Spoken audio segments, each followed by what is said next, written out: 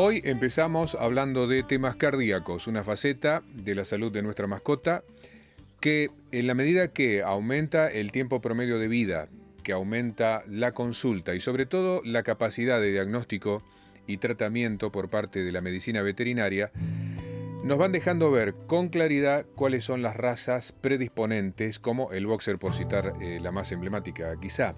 Las predisposiciones según el tamaño del animal, como la miocardiopatía dilatada en animales grandes, una patología que afecta a las paredes del corazón que se va agrandando mientras las paredes adelgazan, restándole eficiencia al músculo. Y en los más chiquitos, las fallas en válvula mitral, que también afecta su flujo vital, ¿no? El flujo vital de los perros pequeños o toy mayormente. Sabemos también que el exceso de peso o la obesidad no afectan la salud del corazón en el animal, o sea que no por tener una mascota obesa va a haber problemas cardíacos, pero ¿y los gatos, los felinos? ¿Qué pasa con la salud de su corazón? ¿Sucede algo parecido a los caninos? Digo, el adelgazamiento de las paredes y dilatación o fallas en la válvula mitral. Los próximos minutos de nuestro programa con los que empezamos esta emisión seguramente les serán de interés a los tenedores, a los dueños de gatos. Las patologías cardíacas de los gatos, la más común y la que nosotros venimos diagnosticando con más frecuencia es la cardiomiopatía hipertrófica, ¿sí? A diferencia de la de los perros, que era la cardiomiopatía dilatada, en este caso lo que se produce, en lugar de adelgazarse las paredes del ventrículo, lo que se produce es un aumento del grosor de las paredes del ventrículo. Esto genera que el espacio interno, normalmente es concéntrica, el crecimiento del músculo es concéntrico, por lo tanto se va cerrando el ventrículo, va quedando sin espacio para que la sangre entre y de ahí sea liberada a los distintos órganos. Entonces, ¿qué tenemos? Un corazón insuficiente por capacidad insuficiente, ¿sí? No entra la sangre que tendría que entrar, por lo tanto se elimina menos sangre y el cuerpo empieza a fallar. Todo el organismo empieza a fallar a causa de una mala perfusión. ¿Cuáles son los signos? ¿Cuáles son los síntomas que hacen que nosotros nos demos cuenta, que está nosotros o los propietarios, que el gato está con un problema?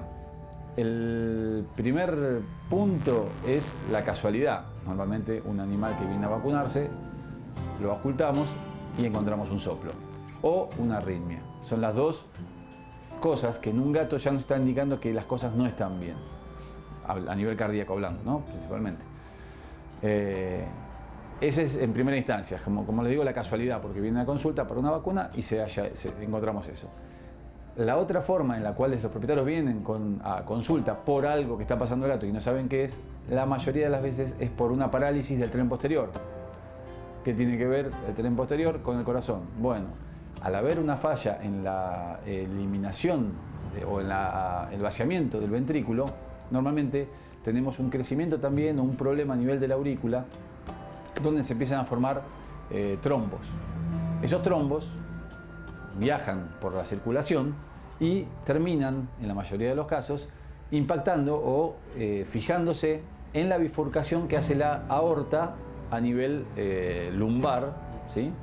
Donde divide una rama que va al miembro posterior izquierdo y una rama que va al miembro posterior derecho.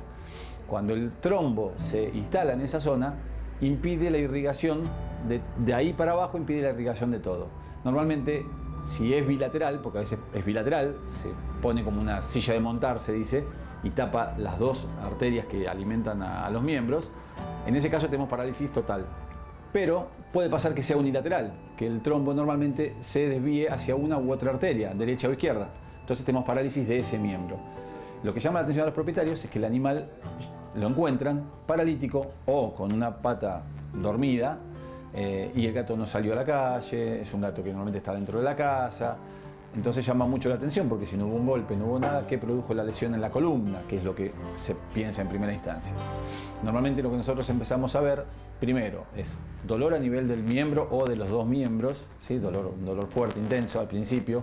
Las patas se empiezan a enfriar, pierden irrigación. Nosotros normalmente lo detectamos cortando las uñas. Cortamos las uñas bien profundas y lo que notamos es que no sangran. Lo normal es que cuando uno corta bien profunda una uña, porque está agarrando lo que es la arteria y la vena que la nutren, si la corta bien profunda, normalmente sangran en cualquier animal. En el gato también, pero cuando está pasando esto, cortamos la uña como un método diagnóstico. Y ahí vemos que si no sangra, lo más probable es que estemos teniendo una falta de irrigación. El cambio de coloración de la pata o del miembro normalmente se empieza a poner azul. Y bueno, le decía recién, la temperatura, se ponen frías, porque el miembro se empieza a morir. Con el paso de los días empieza a perder el pelo y se empieza a infectar y se empiezan a morir los músculos, con riesgo para el animal, más allá de su problema cardíaco, por riesgo por la liberación de toxinas que se genera dentro del organismo.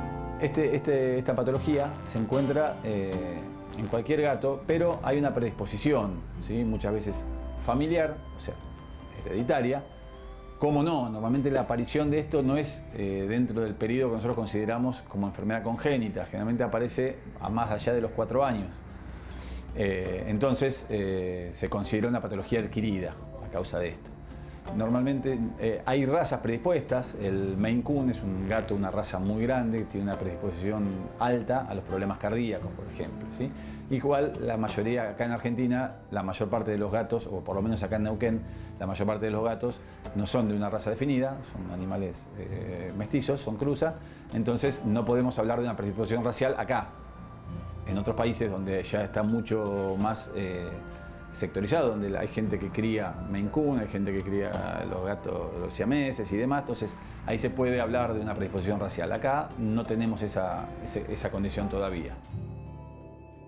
Si hablamos del tratamiento, varía mucho, porque si estamos hablando que podemos detectar un problema cardíaco en una consulta X, que vinieron por vacuna, por ejemplo, encontramos un soplo, bueno, ahí ya empezamos con lo que sería la prevención de lo que podría llegar a venir, que es lo que les contaba recién, el tema de la trombosis. Entonces, hay medicación, se usa la misma medicación, se usa medicación para problemas cardíacos, es la misma generalmente que usamos en perros, pero normalmente cuando encontramos ya al animal con las patas sin vitalidad, sin funcionalidad, en ese caso no tenemos demasiado para hacer. A veces una amputación, cuando es unilateral, se puede realizar una amputación de uno de los miembros con el riesgo, obviamente, de la anestesia bajo cirugía. Ya sabemos que el gato tiene un problema cardíaco, tenemos que anestesiar sí o sí para amputar un miembro. El riesgo es muy alto. Hay algunas drogas de disolución de coágulos, pero no están estudiadas todavía ni las dosis ni los efectos secundarios, por lo menos en gatos. Sí se usa mucho en situaciones previas, ¿no?, a una trombosis, es la aspirina como un agente anticoagulante para evitar la formación de los trombos. Eso cuando estamos previniendo todo el tema. Normalmente es una enfermedad, vamos a poner terminal, vamos a decir terminal, porque no la podemos curar. Necesitaría ese animal, ese gato necesitaría un trasplante de corazón, porque su corazón es imposible volverlo a la normalidad, entonces necesitaría un trasplante, cosa todavía imposible en veterinaria, y tratar de darle la mejor calidad de vida hasta el último día de vida, hasta el último día que le quede. Para este tipo de patología, el método complementario diagnóstico de elección es la ecocardiografía. En la ecocardiografía podemos medir el espesor de las paredes de los ventrículos, el espesor del miocardio y la capacidad del ventrículo. Eso sería tal vez el método de elección. Si detectamos una arritmia, no para un soplo, sí, pero para una arritmia, detectamos una arritmia, nos va a ayudar mucho el electrocardiograma, ya que eso nos indicaría qué tipo de arritmia estamos teniendo y tal vez medicarla o no, pero sí ir controlándola. Hay otros signos o síntomas que no nombré, que son los menos comunes, que son principalmente la tos en los gatos, es rarísimo, pero figura en los libros como un síntoma. La acumulación de líquido en tórax, un derrame pleural o un derrame torácico, ¿sí?, también son síntomas posibles de una falla cardíaca. No siempre, pero cuando encontramos algo podemos tener en cuenta el corazón como una causal de eso, de la acumulación de líquidos. La edad más común de aparición de los problemas cardíacos en los gatos es a partir de los 6-7 años. Es el momento en el cual empiezan a aparecer los síntomas, lo que estamos indicando. Ese sería el momento en el cual nosotros, o sea, antes de llegar al cuadro de trombosis, que hablábamos que es bastante complicado y muchas veces cuando es bilateral hay que recurrir a la eutanasia, porque el sufrimiento del animal es terrible.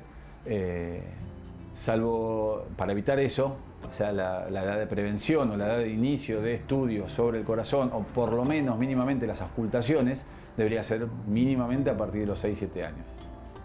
De las conversaciones que hemos tenido, tal vez han sido sobre perros.